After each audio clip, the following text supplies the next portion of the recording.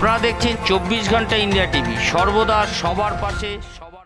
পাতুলিয়া গ্রাম পঞ্চায়েতের অন্তর্গত রুইয়ার আজমতলার এক অস্বাভাবিক ঘটনা ঘটে গেল। এলাকায় ঝিনুক সিং নামে এক বৃদ্ধ, তার ঘরেই হঠাৎ আগুন লেগে যায়। প্রশাসনের প্রাথমিক অনুমান ঘরে জ্বলন্ত মোমবাতি থেকেই আগুন লেগেছে বলে। মৃতর বয়স 73, ঝিনুক সিং। খবর পেয়ে ঘটনাস্থলে উপস্থিত হন রহড়া থানার বিশাল পুলিশ বাহিনী, দমকলের একটি ইঞ্জিন।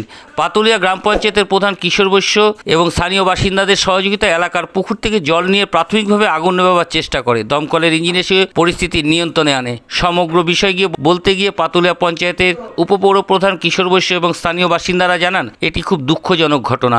24 ঘন্টা ইন্ডিয়া টিভির প্রতিনিধি অরূপ চক্রবর্তী ও বিক্রমজিৎ রায়ের বিশেষ প্রতিবেদন। আমি বাড়ি থেকে খবর পেলাম এখানে একটা ঘরে আগুন লেগে গেছে। তা সে খবর পেয়ে আমি আসলাম, তখন আগুন নিভে গেছে। বডিটা বের করেছে, বডিটা পুরো পুড়ে গেছে, মানে আর্ধেকের বেশি পুড়ে গেছে। ভদ্রমহিলা আগুন তাপাচ্ছিল, শুনলাম যেটা ঘরের মধ্যে নাকি 3-4টে মোমবাতি জ্বালিয়ে আগুন তাপায়, তো ওইখান থেকেই মানে আগুনটা লেগেছে। ওর নাম হচ্ছে ঝুনু দেবী সিং, বয়স 73 বছর বয়স। ওনার ভোটার আই কার্ড দেখে যা বোঝা গেল। স্থানীয় বাসিন্দা, এখানে ভাড়া থাকতেন। ভোটার কার্ড এখানে তখন স্থানীয় বাসিন্দাই, এখানকারই ভোটার কার্ড।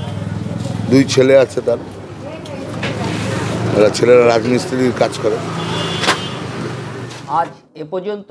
সঙ্গে রাখুন 24 ঘন্টা ইন্ডিয়া টিভি। দেখতে থাকুন সব জেলার সব খবর সবার আগে 24 ঘন্টা ইন্ডিয়া টিভির পর্দায়। নমস্কার।